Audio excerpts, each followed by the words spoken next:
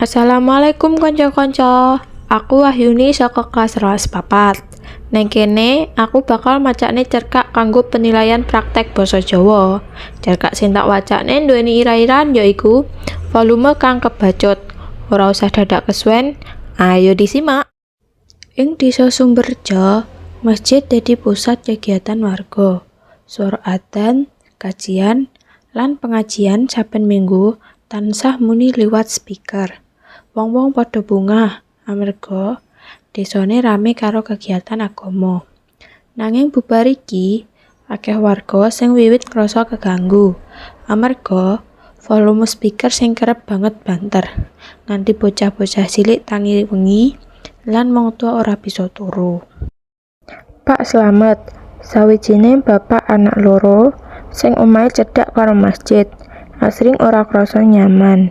Saben bengi yen ana kajian, anake sing isih bayi kerep tangi, kaget amarga swara mik sing nyaring.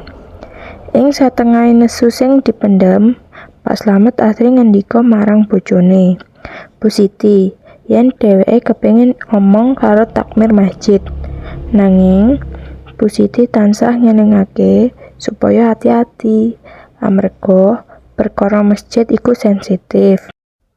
Pak Slamet biasa njlentrehake keluhane karo alon. Bu, aku ngerti niate apik kanggo dakwah. Nanging nek swara nganti kaya ngene, bocah saben bengi tangi nangis. Rasane kepengin ngomong karo takmir. Bu Siti mung ngelus-ngelus pundake bojone. Banjur mangsuli lirih. Nggih, Pak, nanging ati-ati. Wong kene kadang gampang nesu nek ana sing dianggep protes karo masjid. Saben dina unek-unek kuwi saya numpuk nganti pungkasane Pak Slamet mutusake sowan menyang Pak RT. Ing omahe Pak RT, dheweke matur kanthi alus, nyampur antarane sungkan lan kepengin sing kuat. Dheweke ngomong menawa dhewe pancen ora anti karo agama, nanging swara speaker kudu diatur supaya kabeh warga bisa tentrem. Pak RT mesem kecut, banjur njawab, "Aku ngerti, Mat, aku uga krasa. Nanging nek ngomong karo takmir, mesti ana sing ora setuju. Nanging aku ora pengin warga dadi padha ora rukun." Kabar iku banjur nyebar ing kampung. Sawetara warga padha sarujuk karo omongane Pak Slamet. Nanging sebagian liyane malah nganggep dheweke kakean protes. Malah ana sing bisik-bisik, "Wong Slamet kuwi kok wani-wanine protes karo swara masjid. Apa dheweke ora seneng sedakwah?" Rembungan banjur digelar ing balai desa. Warga padha teka, ana sing dukung, ana sing nesu.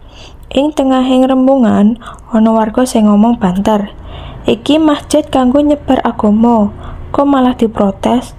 Apa kowe ora ngerti pahalane?" Pak Slamet banjur maju. Suarane alon nanging tegas.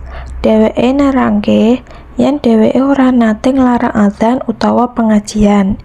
Nanging mung ngajak mikirne warga liyane sing butuh turu. Bocah sekolah sing sinau lan wong tua sing ringkih. Dheweke ngomong nganggo ati sing tenang, ora kanggo nesu. Sawise rembungan dawa, takmir masjid banjur kersa ngurangi volume speaker. Wong-wong sing sadurunge emosi banjur dadi luwih tenang amarga ngerti yen usul kuwi dudu kanggo nyegah dakwah, nanging kanggo njaga ketentreman bareng-bareng. Saka kahanan kasebut, desa banjur sinau yen agama kudu diuri-uri kanthi welas asih lan ngajeni pepadha. Suara azan isih krungu cetha, kajen isih lumaku, nanging ora maneh gawe gangguan. Warga desa rumangsa luwih rukun, luwih ngerti, lan luwih tentrem.